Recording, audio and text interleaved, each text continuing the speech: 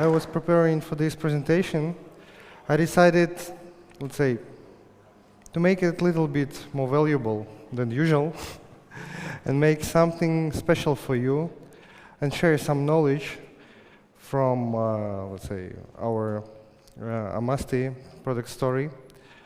And for sure, answer, I believe, the most important question what almost every of us hearing time to time. Some of us like once per week, some of us once per year, but normally all of us are hearing this, like, is it still worth investing in Magento in 2026? Yes. You know the answer, yeah? But like, I need to sound the question, just to elaborate a little bit, like, why I think so. So the idea is like, what I've decided to use as a background, as a basement for this elaboration is standard product life cycle. So every product has like its startup phase, its launching. If he able to hop this chasm hurdle, where almost every startup fails, it grows further. But every product has its maturity phase, the point when like you need to innovate and grow further, or it starts declining. And what I've done next, I've opened build with to understand what is going with Magento in terms of build with. And here you can see what build with treats as Magento. The main problem here is that there is no Magento 1 and Magento 2. There is just us for Magento, everything, or Magento 2. So as we can see here, Magento 2 was a very nice example how innovation can drive the growth of the product. But later, it seems like the product is declining. And that's why we hear a lot of like statements that like Magento is not the same, like it's declining, it's dying, and so on. But the case is like we need to zoom in and understand what really people think about Magento in terms of their usage as Magento 2. Because from my perspective, it's the same brand, but it's like say that, I don't know, Volkswagen Polo and Volkswagen Passat is the same auto, and there is no difference. You can just easily upgrade from one to another. It's not easy upgrade. It's a different technology, more sophisticated, with another challenges, and you are not able just make an upgrade of your website. It's like you're an Android user and you upgrade into iOS. It's not doesn't work this way. So as we can see here, it was growing pretty fast, thanks to COVID and brand awareness. But then something strange is happening, like, and people are saying like Magento is declining. But what is happening from the late 2025 till early 2026? Magento bounced back almost 10,000 stores. And people are normally saying like, Magento is growing again, like new customers are coming.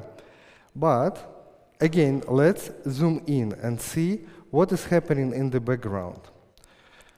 I believe like you also can open build with and see how Hyvä is growing. And if we compare growth of the Hyvä, we'll see that the growth for the last year, like it's tremendous, but not so radical what is happening at the moment with Magento. So what is there? So here I would like to show you our stats. So how it works. Probably you're all aware that starting 2022, we introduced subscription model and license registration. We worked a lot on this functionality, rolling it out a little bit like slower, just to make sure there is no implications for our customers. But during last year, we were able to roll out it in full scale, and we're able to collect some data and some analytics. The first thing is that at the moment, Hyvä and Hyvä adoption is growing faster than Luma adoption. Like, hi, Captain. It's a super evident thing. But the case is that like Luma is also, let's say, still on demand. When I'm talking about Luma, I'm talking about any other theme except Hyvä. let's be transparent here, because like we differentiate it super fast. We try to make it like for the PWA as well, but like the usage is so minimal that like it doesn't make sense even to show it here. So what we're doing, when the new instance is created, it registers its extensions there, and we can differentiate it as a new instance. It could be development or production instance. But normally, more people are asking for updates for a specific instance. Better we understand like what extensions are in demand, what are not, like what is the trend, like are more people are looking for updates or less people, and so on. So the first conclusion is like growth of Hyvä at the moment hits its peak. It's growing faster than ever, at least from a master perspective. Another thing, like the same one, but like if we just take on both graphs, we'll see that Magento itself is growing faster than ever it grew with Amasty, for example, with our clients during the last 4 years. Is the maximum level we ever seen in terms of, let's say, requesting for updates for Magento extensions. But let's dive deeper. And in this, it's a little bit complicated chart, so I'd like to explain it in details. So when new instance is registered, we are attributing it to a specific cohort. And then we can track if this specific instance is upgrading to Hyvä or not. So from this chart, you can see that at the moment, not only, let's say, new customers are coming in demand in Hyvä. There are a lot of customers that were like they created their website long time ago, and they are, let's say, constantly upgrading their websites. So from my perspective, how I treat this chart, saying like, okay, at the moment, I will try. I will give a try for Luma. If I don't like it, I still have an option to upgrade to Hyvä. It's a pretty easy upgrade. It's not like replatforming, like going from Magento to Shopify or BigCommerce or whatever you like. It's still upgrade. This is like classic product cycle when technology adopts and innovates on another technology. And it's what extends the lifetime of every technology. Like, it was a mistake to say that Magento 1 and Magento 2 is in the same, let's say, product stake. Here, it's true. So, as a conclusion, what I would like to say, the case is what is also you can see from this chart. If you calculate all these points from every month, you'll see that 90% of Hyvä customers initially came for Luma. So if we dive back here and understand what is a bounce back of these 10,000 new stores appeared suddenly in Build With, we'll understand that it's not a real new customers that never heard about Magento, and now they realized, okay, I'm going to Magento. This is the customers that were initially with Magento. Then they decided to replatform, and then they decided to move back to Magento. So we see huge wave of different customers, like different merchants, that tried different platform, and they understood the pros and cons of each platform and decided to move back to Magento. At least it's how I treat it. So if we go into conclusions, I would say that Magento is gaining its momentum again. Magento has a bright future ahead, and this future is super tightly connected with what Hyvä is doing, because like it's not about that like I need to use Hyvä right here, right now, but it brings optimism, saying, okay, probably my site is not up to date at the moment, but I have options. I can invest in it today, tomorrow, or wait a little bit more and understand how it develops. I can, let's say, it's easier than replatform, but I will renovate my site with less risks and the same value as other platforms are suggesting to me. So Another good news, what I'm usually saying to people that asking if Magento is still worth investing, I'm saying, okay, let's imagine that the volume of the clients coming to Magento as a platform is not growing super fast. We just have steady base that will grow a little bit, like as other platforms, for example, they are not growing super fast at the moment. But the case is that rate of, let's say, penetration rate of Hyvä for Magento as a platform at the moment is approximately 10%. So Hyvä can reasonably grow times and times, even if Magento is not growing too fast. So it means if you would like to grow with Hyvä, like you have at least, let's say, multiple times growth ahead.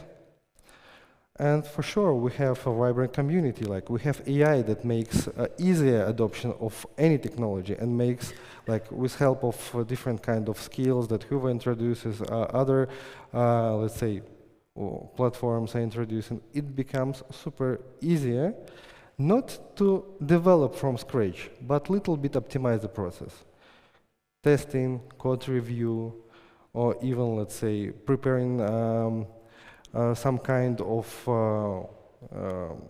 process that can help customers to, let's say, develop faster. For example, I'm not sure if you've seen a presentation by Scandi that they made agent that helps you to create your own store with human-made commands like in 45 minutes. They have a video how you can make it. So I believe it makes it more reasonable and total cost of ownership is going down. And it's a good sign for Magento as well.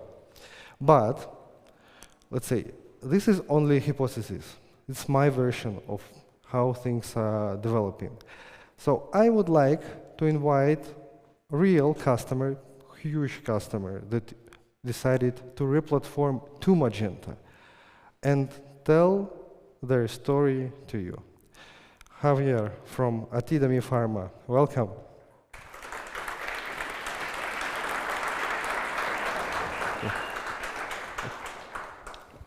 Well, thank you, Sergej. Thank you, gracias, Nacho. Amazing organization. Well, the first, when Sergej invited me to talk with him today here, the first two things I thought was, my English is really bad to talk in Marbella.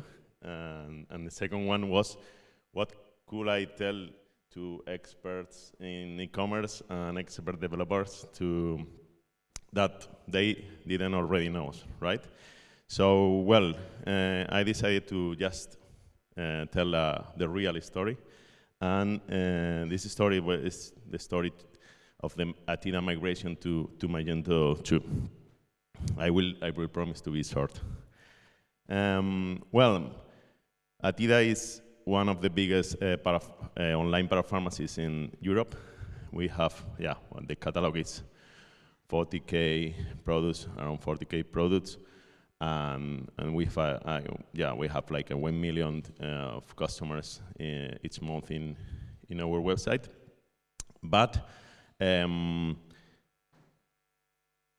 Atida had a Magento 1 store like 5 years ago, and one day they decided to migrate to a Spryker, and the main reason it looks was the scalability. So they think that Magento couldn't handle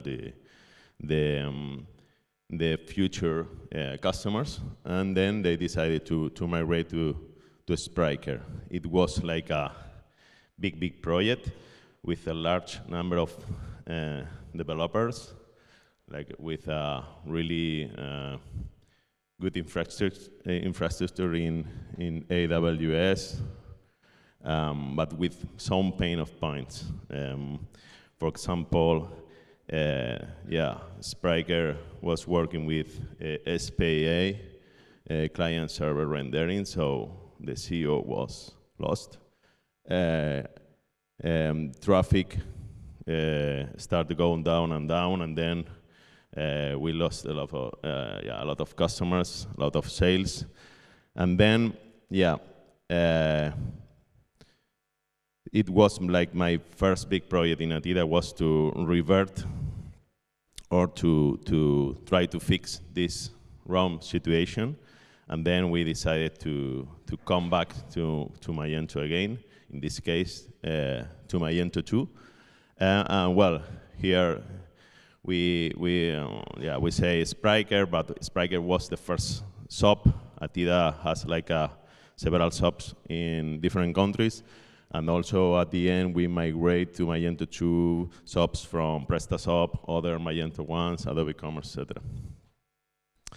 But here the big challenge was, it was a racing against the clock. We had 3 months to migrate to Magento 2, to do the replatforming, but also to migrate all the customers' addresses and everything. But also we have in not the best atmosphere, because when you work with angry people because the numbers in the business are not working, then it's not the best situation you can imagine. Then for this travel, I think the good decision was to be surrounded of good allies. So the fear of some colleagues was that Magento was slow, but then we showed them how to work Hyvä. This project is in the first years of the Sergej graph, so Hyvä was starting, and then the WAM recommend to us to try Hyvä, and then we could show to our colleagues the good performance that we could have with Hyvä, improving our page load, speed in general, but also improving our SEO with server-side content especially, and with less JavaScript than we had in our Spriker. Then also we had also another ally with Amasty. I think that if you have an e-commerce, my recommendation is to try to didn't reinvent the wheel. So for the things that everybody has, for the things that are common in e-commerce, I think it doesn't make sense to create everything from scratch. So if you can use known extensions, if you can avoid to have like a Frankenstein, and you have good references for an extensions company as Amasty, then why not use it? And I think also it was one of the key of the success to migrate a shop in 3 months. You need to create that shop with a lot of ready extensions. So I think work with Amasty was one of the keys. We are using more than 45 modules in more than 15 stores, and we have a good partnership also, because we are testing also all the extensions and giving feedback and everything. So it's a real good relation. And finally, with WAM, with Nacho and his team, to have a good agency to develop the project is essential. I think the key to the good agency is also that they feel in the project as own. I think the contract was signed the Christmas Day 2022, so it was like a really big signal to say this is the right agency. And I think, yeah, that's all. I think the lessons here for me was, well, first of all, Magento, yeah, can handle it, so you can run your business with Magento. Why not? Hyvä, Amasty, there are two big allies, and then finally, if you need to do a project like that, then you need to surround you for the people that feeling the project as own. So thank you.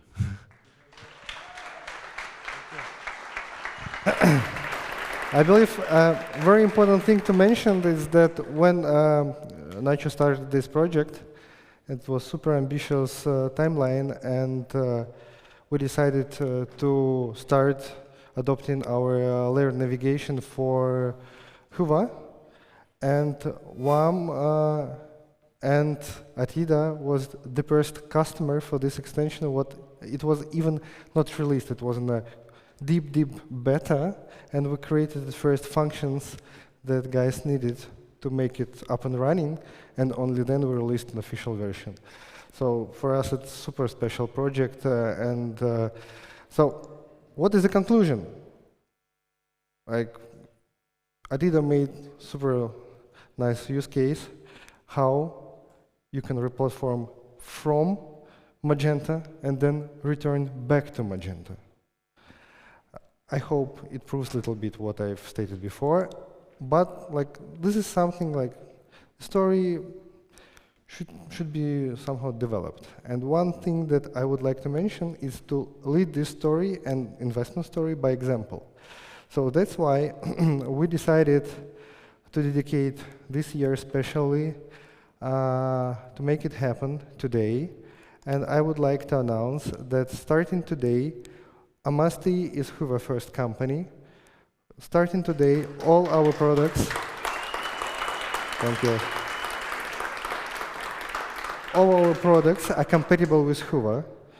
Like today, team should wrap up and launch the last compatibility of like not the most popular extensions to make full catalog compatible. Not only with Hyvä theme, but also with Hyvä Checkout and Hyvä Commerce. Once any new feature appears, like for example, Hyvä POS or Hyvä Commerce, we're adopting it at the same quarter. If there is changes like Hyvä CSP or Hyvä 1.4 appears, it's a priority on our roadmap as the same way as it's a priority, for example, for Adobe Commerce or Magento platform upgrades. So normally we're releasing it during several months or like even a month after official version is released. So basically that's it. Thank you for your time.